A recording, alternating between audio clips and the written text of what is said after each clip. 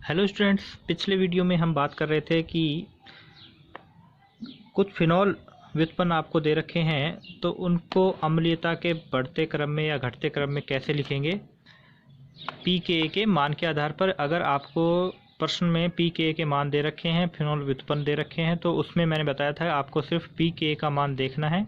जिसका सबसे कम है वो सबसे ज़्यादा अम्लीय है, और इसी क्रम में फिर हम उनको घटते हुए क्रम में लिख देंगे। अगर पीके का मान नहीं भी दे रखा हो तो भी देखिए पैरानाइट्रोफिनॉल, ऑर्थोनाइट्रोफिनॉल, मेटानाइट्रोफिनॉल की तुलना हम कर सकते हैं। जब नाइट्रो समूह फिनॉल के पैरा पोजीशन पे है, पैरा स्थिति पर है, OH समूह की पैरा स्थिति पर है, तो ये बनने वाले फिनॉक्साइड आयन को सबसे ज़्यादा स्थायी करता है। नाइट्रो समूह इलेक्ट्रॉन आकर्षी समूह है, और ये जब पैरा स्थिति पर होता है तो ये बनने वाले फिनॉक्साइड आयन को सबसे ज़्यादा स्थायी करता है, इसलिए पैरानाइट्रोफिनॉल सबसे ज़्यादा अम्लीय होता है। ऑर्थोनाइट्रोफिनॉल उसके बाद ज़्यादा प्रभावित करता है, इसके बाद ऑर्थोनाइट्रोफिनॉल बनने वाले फिनॉक्साइड आयन को स्थायी करता है। और मेटा स्थिति पर जब होता है नाइट्रो तो इसका प्रभाव इतना नहीं होता जितना ऑर्थो और पैरा पे होता है। फिनॉल में तो होता ही नहीं है नाइट्रो समूह, तो ये सबसे कम अम्लीय है। जबकि यहाँ क्या है, किरशॉल में इलेक्ट्रॉन दाता समूह जुड़ा है, तो इलेक्ट्रॉन दाता समूह जब ऑर्थो पे जुड़ा है, जो बिल्कुल OH के पास वाली स्थिति है, तो ये क्या करेगा, सबसे ज़्यादा प्रभावित करेगा, अस्थायी कर देगा बनने वाले फिनॉक्साइड आयन को। तो ये सबसे कम अम्लीय है। पैरा पर जुड़ा है तो इससे थोड़ा कम प्रभावित करेगा, तो इससे थोड़ा ज़्यादा अम्लीय है। और मेटा पर क्योंकि ऋण आवेश नहीं आता जब इसकी अन्नादि अवस्थाएं देखते हैं फिनॉल की, तो ये सबसे कम प्रभावित करता है इलेक्ट्रॉन दाता समूह जब मेटा स्थिति पर होता है, इसलिए इनकी बजाय ये ज़्यादा अम्लीय होता है। इसके बाद अगला क्वेश्चन है तुलना का। एल्कोहल और फिनॉल की तुलना की गई है, और इसमें हमसे कहा जा रहा है कि एल्कोहल की तुलना में फिनॉल अधिक अम्लीय होते हैं, क्यों, समझाइए। ये क्वेश्चन उल्टा ही पूछ सकते हैं कि एल्कोहल और फिनॉल में कौन ज़्यादा अम्लीय है, समझाइए। ये तो आपको बता रखा है कि यहाँ पर फिनॉल ज़्यादा अम्लीय है, एल्कोहल कम अम्लीय है। यहाँ कारण पूछा है, या फिर आपसे पहले तो पूछेगा कौन ज़्यादा अम्लीय है और कौन नहीं है, और फिर उसका कारण पूछ सकता है। तो दोनों तरीके से आपको पता होना चाहिए। सबसे पहली बात तो ये कि फिनॉल एल्कोहल से ज़्यादा अम्लीय होता है, और क्यों होता है उसी के कारण देने हैं। इसके 3 कारण हैं। पहला कारण तो ये है, देखो फिनॉल के लिए हमने क्या देखा था, फिनॉल की अम्लीयता को जब समझा रहे थे तो उसकी अम्लीयता के जो कारण हम पढ़ रहे थे, उन कारणों में एक कारण ये था कि फिनॉल का OH समूह जिस कार्बन से जुड़ा रहता है वो sp2 संकरित कार्बन होता है। sp2 संकरित कार्बन की विद्युत ऋणता अधिक होने की वजह से OH बंध में ध्रुवता बढ़ जाती है, जिससे OH बंध का टूटना आसान हो जाता है। जबकि एल्कोहलों में OH समूह की जिस कार्बन से जुड़ा रहता है वो कार्बन क्या होता है, sp3 संकरित कार्बन होता है। तो sp3 संकरित कार्बन की विद्युत ऋणता sp2 संकरित कार्बन की विद्युत ऋणता से कम होती है। विद्युत ऋणता कम होगी तो ध्रुवता भी कम होगी OH की। इस कारण से एल्कोहल फिनॉल से कम अम्लीय होते हैं। एल्कोहल में OH समूह sp3 संकरित कार्बन से जुड़ा होता है, जबकि फिनॉल का OH समूह sp2 संकरित कार्बन से जुड़ा होता है। sp3 संकरित कार्बन sp2 संकरित कार्बन से कम विद्युत ऋणी होता है, इसलिए एल्कोहलों में उपस्थित OH बंध कम ध्रुवीय होता है, अतः आसानी से H+ का त्याग नहीं कर पाता है। दूसरा कारण है, एल्कोहलों में OH समूह +I प्रभाव वाले एल्किल समूह से जुड़ा होता है, जबकि फिनॉल में OH समूह -I प्रभाव वाले फेनिल समूह से जुड़ा होता है, अतः फिनॉल का OH बंध अधिक ध्रुवीय हो जाता है। तो आपको पता है कि अम्लीय प्रकृति सीधे सीधे किससे प्रभावित होती है, OH बंध की ध्रुवता से। अब यहाँ पर जब OH समूह एल्कोहल में OH समूह किससे जुड़ा रहेगा, एल्किल समूह से। ROH होता है एल्कोहल, तो आर समूह कैसा होता है, प्लस आई प्रभाव वाला होता है। तो प्लस आई प्रभाव है तो ये इस बंध के इलेक्ट्रॉनों को देगा। आर ओ एच, ये एल्किल समूह है, प्लस आई प्रभाव आया, इलेक्ट्रॉन दाता समूह है, ये इलेक्ट्रॉन देगा इस ऑक्सीजन को, तो इस बंध की ध्रुवता क्या हो जाएगी, कम हो जाएगी। ध्रुवता कम हो जाएगी तो अम्लीय प्रकृति भी क्या हो जाएगी, कम हो जाएगी। जबकि फिनॉल में ये वह समूह किससे जुड़ा हुआ है, फेनिल समूह से। इसकी प्रकृति क्या होती है, इलेक्ट्रॉन आकर्षी समूह होता है। फेनिल समूह इलेक्ट्रॉन आकर्षी समूह होता है। इलेक्ट्रॉन आकर्षी समूह से ध्रुवता क्या होती है, बढ़ जाती है। ध्रुवता बढ़ेगी OH बंध की तो अम्लीय प्रकृति भी बढ़ती है। इसीलिए फिनॉल अल्कोहल की तुलना में ज़्यादा अम्लीय होते हैं। और तीसरा कारण है कि अल्कोहलों का एल्कोक्साइड आयन, अल्कोहल से जब H निकल जाता है तो कौन सा आयन बनता है, ROH से एक H निकल गया तो RO-, इसे क्या बोलते हैं, एल्कोक्साइड आयन। फिनॉल के फिनॉक्साइड आयन से कम स्थायी होता है क्योंकि यह अनुनाद प्रदर्शित नहीं करता। जो प्रजाति अनुनाद प्रदर्शित करेगी वो स्थायी ज़्यादा होगी। एल्कोक्साइड आयन में अनुनाद ही नहीं होता इसलिए ये अस्थायी होता है। फिनॉक्साइड आयन अनुनाद द्वारा स्थायी हो जाता है और ये तो हमने देखा था कि फिनॉल की तुलना में फिनॉक्साइड आयन ज़्यादा स्थायी होता है क्योंकि इसकी अनुनादी अवस्थाएं ज़्यादा स्थायी होती हैं। इसीलिए तीसरा कारण यह है कि अल्कोहल की तुलना में फिनॉल ज़्यादा अम्लीय क्यों है। अतः फिनॉल अल्कोहल से अधिक अम्लीय होते हैं क्योंकि ये H+ का त्याग अल्कोहल की तुलना में आसानी से कर पाते हैं। और आसानी से क्यों कर पाते हैं, तीनों कारण हमने देख लिए। अगर फिर भी अगर ये समझ में नहीं आता तो मुझे बता देना, मैं इस टॉपिक को फिर से समझा दूंगा क्योंकि ये समझना बहुत ज़रूरी है। तीनों कारण किसी के भी समझ में नहीं आते हैं तो वो ज़रूर मुझसे संपर्क करें। अगला क्वेश्चन है, फिनॉल और कार्बोक्सिलिक अम्ल में से कौन ज़्यादा अम्लीय है। फिनॉल और कार्बोक्सिलिक अम्ल की तुलना कर रहे हैं और यहाँ पर देखो एक छोटी सी तुलना की गई है कि ये बताना है कि कौन ज़्यादा अम्लीय है। अम्लीयता का कारण यहाँ पर हम नहीं बताएंगे, कारण के लिए हम अगले चैप्टर में इसको डिटेल से पढ़ेंगे। यहाँ सिर्फ एक अभिक्रिया के द्वारा हम बता रहे हैं कि देखिए फिनॉल कार्बोक्सिलिक अम्ल से कम अम्लीय है और वो अभिक्रिया द्वारा बता रहे हैं। कार्बोक्सिलिक अम्ल की तुलना में फिनॉल बहुत ही कम अम्लीय होता है क्योंकि कार्बोक्सिलिक अम्ल तो दुर्बल क्षार से भी अभिक्रिया कर लेता है। यहाँ दुर्बल क्षार के रूप में कौन लिया है, sodium bicarbonate, sodium hydrogen carbonate, जिसे सोडियम बाइकार्बोनेट भी कहते हैं।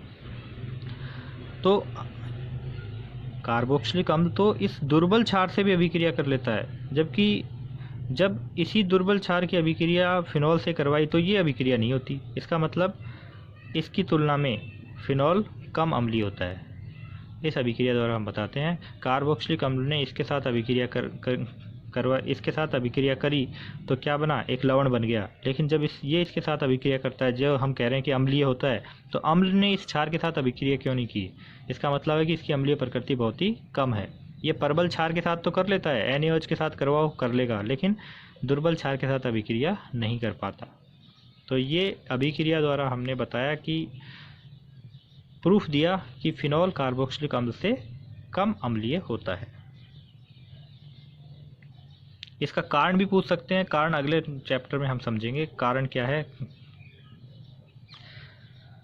अब कुछ अभिक्रियाएं और हैं, हम फिनॉल के रासायनिक गुण पढ़ रहे हैं जिनको हमने 3 भागों में विभाजित किया था। कौन कौन से, फिनॉलिक समूह की अभिक्रियाएं, बेंजीन वलय की अभिक्रियाएं और संघनन अभिक्रियाएं। तो हम पहला टाइप पढ़ रहे थे फिनॉलिक समूह की अभिक्रियाएं, उससे संबंधित कुछ क्वेश्चंस बीच में आ गए थे तो हमने देखे, और कुछ और अभिक्रियाएं अब हम पढ़ते हैं। जैसे कि फिनॉल की अभिक्रिया जिंक धातु के साथ करवाई और इस मिश्रण को गर्म किया तो किसका निर्माण होता है, बेंजीन का। ये भी इम्पोर्टेंट रिएक्शन है, पिछले साल भी बेंजीन के निर्माण में हमने ये पढ़ी थी। जिंक इसके ऑक्सीजन को निकाल लेता है और हाइड्रोजन वापस इसको मिल जाता है, तो ये क्या बन जाता है, C6H5 था, ये हाइड्रोजन और मिल गया तो क्या हो गया, C6H6, बेंजीन का निर्माण हो गया, ये बन गया जिंक ऑक्साइड। अमोनिया के साथ अभिक्रिया 13 के पाठ में जब एनिलीन आपने नोट्स में बनाए थे तो वहाँ भी ये रिएक्शन आपने लिखी होगी, याद है तो, यानी कि ये 13 के पाठ में भी आएगी ये अभिक्रिया कि फिनॉल की क्रिया निर्जल जिंक क्लोराइड की उपस्थिति में उच्च ताप यानी कि 573 केल्विन ताप पर अमोनिया से कराने पर एनिलीन प्राप्त होती है। एनिलीन क्या होता है? C6H5NH2। फिनॉल की अभिक्रिया अमोनिया के साथ करवाई तो अमोनिया का एक NH बंध टूटा, यहाँ से OH बंध टूटा तो जल का अणु बाहर निकला। यहाँ क्या बचा? NH2 बचा। वो NH2 ये इस C6H5 के साथ जाकर जुड़ जाता है और क्या बन जाती है? एनिलीन। इसी तरह की OH समूह की अभिक्रिया है PCl5 के साथ। यह अभिक्रिया फिर आ चुकी है, अब की बार फिनॉल के साथ आई है और इसको करने का तरीका हमने पहले भी बार बार डिस्कशन किया है कि फिनॉल हो चाहे अल्कोहल हो, जब PCl5 के साथ अभिक्रिया करवा रहे हैं तो P को रखते हैं, PCl5 के P को रखते हैं ऑक्सीजन के नीचे, एक Cl इधर, एक Cl इधर, 3 Cl इसके नीचे रखते हैं और एक चीरा लगाते हैं इधर, एक चीरा लगाते हैं इधर। इधर जो चीरा लगा उससे हमें प्राप्त हुआ मुख्य उत्पाद C6H5Cl, ये है मुख्य उत्पाद। और ये है POCl3 सह उत्पाद, और एक बनता है HCl सह उत्पाद। इसमें देखने वाली बात यही है, यदि फिनॉल आधिक्य में लिया जाए तो यह बनने वाले जो सह उत्पाद है उसके साथ भी फिर अभिक्रिया कर लेता है। बनने वाले POCl3 से क्रिया करके अंतिम उत्पाद क्या प्राप्त होता है? हमें ट्राइफेनिल फॉस्फेट प्राप्त होता है। यानी कि पहली अभिक्रिया ये हुई, ये तो मुख्य उत्पाद बन गया, लेकिन अभी भी फिनॉल पड़ा हुआ है तो वो फिनॉल फिर इस सह उत्पाद के साथ अभिक्रिया कर लेगा POCl3 के साथ।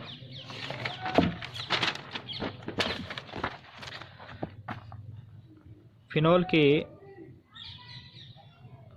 आधिक्य में लिया है तो कम से कम 3 अणु फिर से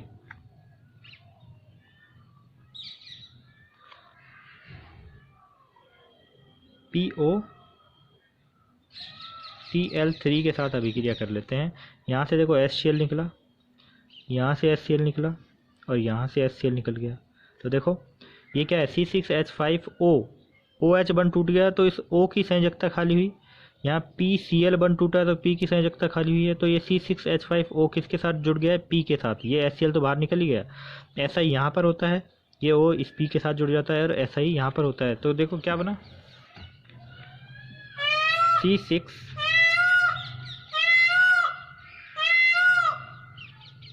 ऐसा ही यहाँ हुआ, ये O डायरेक्ट P के साथ जुड़ गया और ऐसा ही यहाँ हुआ। ठीक है, तो इसको हम संयुक्त रूप से कैसे लिख सकते हैं? C6H5 की होल ट्राइस PO4, C6H5 की होल ट्राइस PO4। तो इस उत्पाद का नाम क्या हुआ? ट्राइफेनिल फॉस्फेट। ट्राइफेनिल फॉस्फेट का निर्माण होता है। तो ये अभिक्रिया ABC में आ सकती है, या फिर ऐसे आ सकता है कि लैंग्वेज में लिख कर दे सकते हैं। आधिक्य में फिनॉल की अभिक्रिया PCl5 के साथ करवाने पर अंतिम उत्पाद क्या प्राप्त होगा? तो अंतिम उत्पाद यही है। इस तरह से पहले कभी पूछा नहीं गया, लेकिन अगर पूछा जाए तो ये ध्यान में रहना चाहिए कि इसके साथ वर्ड जोड़ दिया एक आधिक्य में फिनॉल लेने पर, तो समझ जाना कि अभिक्रिया और आगे चल रही है।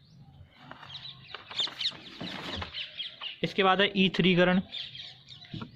फिनॉल की क्रिया एसीटोन की उपस्थिति में सोडियम हाइड्रोक्साइड से करवाने पर फिनॉक्साइड बनता है, जो एल्किल हैलाइड से क्रिया कर एल्किल फेनिल ईथर देता है। फिनॉल की क्रिया NaOH से करवाई, आपको पता है क्या बनता है? सोडियम फिनॉक्साइड बनता है। ये अम्ल है, ये क्षार है, अम्ल क्षार अभिक्रिया हुई, जल का अणु बाहर निकला तो Na जाकर जुड़ गया O से, क्या बना? Sodium phenoxide. इस सोडियम फिनॉक्साइड की अभिक्रिया हम एक एल्किल हैलाइड, हमने यहाँ क्या लिया है? मेथिल आयोडाइड लिया है। मेथिल आयोडाइड के साथ क्रिया करवाई तो यहाँ से क्या निकल गया? NaI, और ये CH3 जाकर जुड़ गया ऑक्सीजन से। तो ये क्या है? देखो फेनिल मेथिल ईथर या मेथिल फेनिल ईथर, इस तरह से बोल सकते हैं। ROR है। ईथर क्या होता है? ईथर क्या होता है? ROR होता है। यहाँ R की जगह क्या है? R की जगह तो ये है फेनिल, और इस R की जगह कौन है? मेथिल है, और ये ऑक्सीजन से दोनों जुड़े हुए हैं। एक दूसरा तरीका भी है ईथर बनाने का। फिनॉल की अभिक्रिया डाई एजोमेथेन से करवा दो। डाईएजो मेथेन से करवा दो, मेथिल फेनिल ईथर का निर्माण हो जाएगा। यहाँ से N2 निकल जाएगी, डाईएजो मेथेन से N2 निकली और ये CH2 इस हाइड्रोजन के साथ जुड़कर CH3 का निर्माण कर लेता है। क्या बनाया? एक ईथर का निर्माण होता है जिसका नाम है मेथिल फेनिल ईथर, जो ऊपर बनाया था। इसके बाद है एस्टरीकरण अभिक्रिया। फिनॉल की क्रिया कार्बोक्सिलिक अम्ल एनहाइड्राइड या अम्ल क्लोराइड से करवाने पर एस्टर बनता है। एस्टरीकरण की अभिक्रिया है, या तो आप कार्बोक्सिलिक अम्ल से करवा दो, जानी मानी अभिक्रिया है। फिनॉल की अभिक्रिया कार्बोक्सिलिक अम्ल से करवाओ तो यहाँ से OH निकलता है, यहाँ से H निकलता है, तीनों ही अभिक्रिया में यही होगा। एसिटिक एनहाइड्राइड से करवाई, यहाँ से H निकला, यहाँ से CH3COO निकलता है। ऐसा इसमें हुआ, यहाँ से H निकलता है, यहाँ से Cl निकलता है, जो बच गए वो आपस में जुड़ जाते हैं। जैसे एसिटिक अम्ल के साथ करवाई फिनॉल की अभिक्रिया C6H5OH, और इसकी अभिक्रिया आप करवा रहे हो CH3COOH के साथ। तो यहाँ से H निकला, यहाँ से OH निकला, जल का अणु बाहर निकला और ये आपस में जुड़ गए। C6H5O के साथ कौन जुड़ गया? COCH3। और ये क्या है? ये तो R है, OCO, ये भी R है, RCOR एस्टर होता है। इस R की जगह है फेनिल, इस R की जगह है मिथिल, एस्टर का निर्माण हो गया। अब फिनॉल की अभिक्रिया एसिटिक एनहाइड्राइड के साथ करवाते हैं। CH3 COO COCH3, इसको यहाँ तो बांध के लिखा हुआ है CH3CO की होल ट्वाइस O, और ये हमने खोल कर लिखा है। अब अभिक्रिया करवा रहे हैं किसके साथ? फिनॉल के साथ, C6H5OH। यहाँ से OH बन टूटता है H प्लस में और बाकी का ये फिनोक्साइड आयन माइनस में, ठीक है। और यहाँ से ये बन टूटता है, ये बन जब टूटेगा तो ये O माइनस में, यानी कि बंध के दोनों इलेक्ट्रॉन ऑक्सीजन के पास आ जाते हैं और ये कार्बन प्लस में टूटता है। प्लस को माइनस से जोड़ना है और उत्पाद प्राप्त होगा। तो देखो क्या हुआ, C6H5O से ये माइनस में था तो इसका ये प्लस वाला भाग जुड़ेगा, COCH3, क्या बन गया? एस्टर बन गया। फेनिल एसीटेट, इसका नाम क्या है? O के साथ जो जुड़ा रहता है वो प्रतिस्थापी होता है, जिसका नाम पहले लिखा जाता है। ये प्रतिस्थापी O के साथ जुड़ा है तो इसको क्या बोलेंगे? फेनिल। और ये क्या हो गया?